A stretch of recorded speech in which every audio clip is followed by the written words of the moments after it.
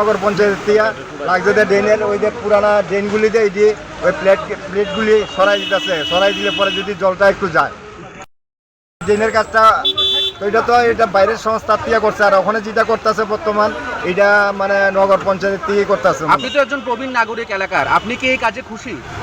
আমি এই কাজে খুশি না, কি করবো না করবো হতভঙ্গ হয়ে পুর গেছে। পরিষদের ভূমিকা নিয়ে কি বলবেন?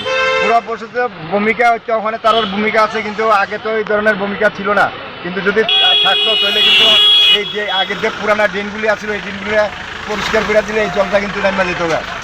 তো এই জলটা যে উঠেছে এর জন্য দায়ী কাকে করবেন?